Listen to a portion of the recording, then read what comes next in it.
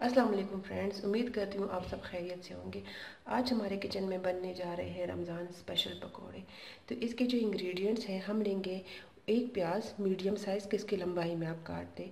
Half हम लेंगे lemon, एक हम लेंगे आलू और इसको मैंने बहुत स्मॉल साइज़ में काट दिया है, बिल्कुल चॉप करके, ताकि ये पकोड़ों के अंदर अच्छे से पक सके। हम लेंगे एक टमाटर छोटे साइज़ का, इसके अंदर का पल्प निकाल देंगे। इसके अलावा हम एक हरी मिर्च लेंगे, इसमें से भी हम बीज निकाल देंगे, ज़्यादा स्पाइसी ना हो पकोड़े। 2 से 3 टेबलस्पून हम लेंगे दही। मसाला जो हम इसमें मिक्स करेंगे उसमें शामिल है तकरीबन 3 से 4 टेबलस्पून पकोड़ा मसाला। 1 टीस्पून हम इसमें ऐड करेंगे नमक। नमक आप हस्बे ज़रूरत भी ऐड कर सकते हैं। Baking soda half tea spoon, अजवाइन लेंगे हम हाफ़ टी स्पून, और बेकिंग पाउडर भी हम लेंगे half tea spoon. Baking powder add करने से इसका टेस्ट बहुत अच्छा आता है। इसके अलावा हम इसमें ऐड करेंगे तकरीबन 2 से 3 टेबलस्पून मैदा।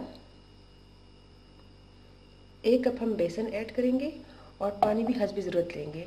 तो चलिए शुरू करते हैं। सबसे पहले हम इसके अंदर ऐड करते हैं मैदा।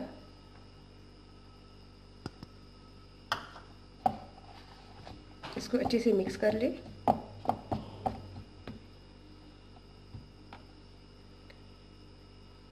अब हम इन सारी इंग्रेडिएंट्स को इसके अंदर ऐड करते जाते हैं।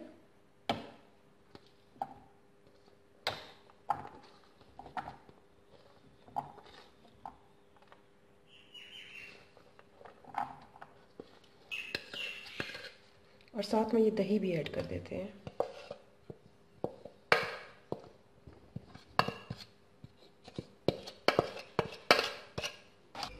अब हम इसके अंदर 1 कप पानी ऐड करेंगे।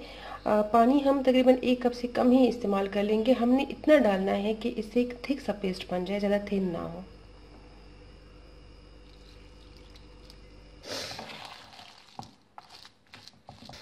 जी फ्रेंड्स, ये थिक सा हमारा पेस्ट तैयार है। ये देखिए बहुत ही ज़्यादा थिक है ये। ठीक है, इसे हम तकरीबन 15 से 20 मिनट के लिए रख देते हैं और फिर इसके बाद हम इसे फ्राई करेंगे।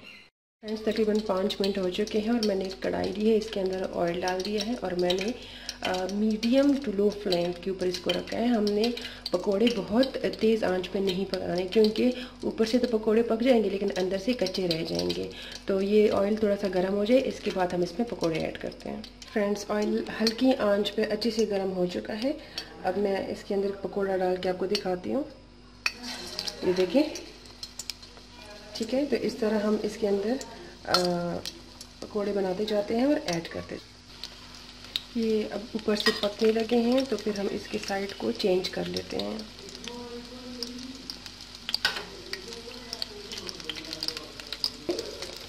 इस तरह साइड चेंज करते रहें ताकि अच्छे से पक जाएं।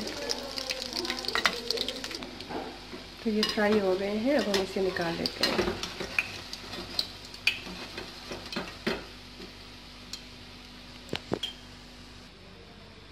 इस तरह हम बाकी के सारे पकोड़े भी बना लेते हैं। फ्रेंड्स, तो तैयार है मज़ेदार क्रिस्पी पकोड़े।